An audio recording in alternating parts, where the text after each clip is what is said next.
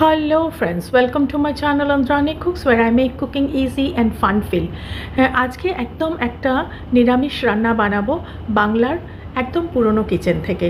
এখানে আমি নিয়েছি একটু ঝিঙে, একটু আলু, একটু পোস্ত, কাঁচা লঙ্কা, শুকনো লঙ্কা আর নুন, হলুদ, চিনি।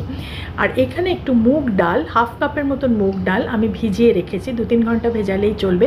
তারপর ভালো করে জলটা চেঞ্জ করে আবার ধুয়ে রেখেছি। এটা আমি একটা মিক্সিতে দেবো, আপনার পছন্দ মতো নুন, মিষ্টি, ঝালটা আপনারা অ্যাডজাস্ট করে এর মধ্যে দিয়ে দেবেন। তারপর এটা বাটা হয়ে গেলে আমি এর মধ্যে খানিকটা কালো জিরে দিয়েছি। কালো জিরে দেওয়ার পর এটাকে খুব ভালো করে ফেটিয়ে নিয়েছি। ফেটানোটা কিন্তু খুব ভালো হতে হবে বন্ধুরা, এটা একটু খেয়াল রাখবেন।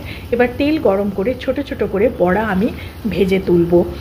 এই বড়াগুলো খুব গাঢ় গাঢ় হবে না। আর দেখুন বড়াগুলো কি সুন্দর ফুলে ফুলে উঠছে, তার মানে আপনার ডালটা ফেটানো ঠিকঠাক হয়েছে। ডাল না ফেটালে কিন্তু এই বড়াগুলো অতটা সুন্দর হবে না, সবজিটাও অতটা ভালো হবে না। আচ্ছা, আমি কি বানাচ্ছি? আমি বানাচ্ছি আজকে মুগ পোস্ত। পোস্ত তো বন্ধুরা আপনারা অনেকে অনেক রকমভাবে বানান, একবার এইভাবে মুগ পোস্ত বানিয়ে খেয়ে দেখবেন। আচ্ছা, এখানে আমি দিয়েছি ঝিঙে আজকে, কিন্তু আপনারা ঝিঙের বদলে যে কোনো নরম সবজি দিতে পারেন। লাউ দিতে পারেন, পেঁপে দিতে পারেন, চিচিঙ্গে দিতে পারেন, ইভেন কাঁচকলাও দিতে পারেন। তো এটা আপনারা আপনাদের ইচ্ছে মতন সবজিটা দেবেন। আলুটা এন্টায়ারলি অপশনাল। আজকে আমার কাছে ঝিঙে কম ছিল তাই আমি আলু দিয়েছি, আলুটা একদম অ্যাভয়েড করতে পারেন। আমার একটা লট ভাজা হয়ে গেল, সেকেন্ড লটটাও আমি দিয়ে দেবো। বেশ ফোলা ফোলা, সামান্য লালচে, এটা খুব বেশি লালচে হবে না করে আমি ভেজে এটা তুলে রাখলাম। আমার ডালটা ফেটানো খুব সুন্দর হয়েছে, আবার বলছি, বোঝা যাচ্ছে কারণ বড়াগুলো খুব সুন্দর ফুলে ফুলে উঠেছে। এবার আমার পুরো দুটো লটই ভাজা হয়ে গেল, আমি তুলে নিচ্ছি। নিয়ে এই তেলটা একটু কমিয়ে নেব, কমিয়ে নিয়ে এই তেলের মধ্যেই আমি শুধু শুকনো লঙ্কা আর কাঁচা লঙ্কা ফোড়ন দেবে। যে আমার বড়াগুলো ভাজা হয়ে গেছে বন্ধুরা, এটাতে ফোড়ন কিন্তু আর কিচ্ছু পড়ছে না, শুকনো লঙ্কা আর কাঁচা লঙ্কা। এবার আমি আলুগুলো আগে দিয়ে দিলাম, যেহেতু আলু একটু শক্ত সবজি বলে একটু আগে ভেজে নিচ্ছি। আলু যদি আপনারা না দেন, ডাইরেক্ট যে সবজি দিয়ে করছেন সেই সবজিটাই দিয়ে দেবেন। এবার আমি দিয়ে দিলাম ঝিঙে, ঝিঙেটা দিয়েও একটুখানি নেড়ে দেবো। নেড়ে আমি ঢাকা দিয়ে দিলাম। ঢাকা দিয়ে ঝিঙের যে জলটা বেরোবে সেই জলেই আপনার আলু খানিকটা সেদ্ধ হয়ে যাওয়ার কথা, পুরোটা সেদ্ধ হবে না, খানিকটা সেদ্ধ হয়ে যাবে। 2-3 মিনিট পর খুলে দেখলাম ঝিঙে এবং আলু বেশ সুন্দরভাবে ভাজা ভাজা হয়ে গেছে। এবার এটার মধ্যে মশলা তো এতে কিছুই পড়ছে না, একেবারেই সামান্য মশলা, নুন, মিষ্টি আর একটু হলুদ।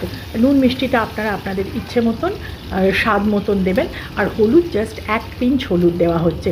এবার এর মধ্যে পোস্ত বাটাটা দিয়ে দিলাম। পোস্ত বাটার মধ্যে আমি কিচ্ছু দিইনি, সামান্য একটু নুন দিয়েছি। আর দিয়ে পোস্ত বাটা ধুয়ে মিক্সি ধোয়া বাটির জলটাও এর মধ্যে দিয়ে দিলাম। এবার এটা আবার, আচ্ছা, এর মধ্যে এই সময় আমি বড়াগুলোও দিয়ে দেব। বড়াগুলো তাহলে সফট হয়ে যাবে খুব।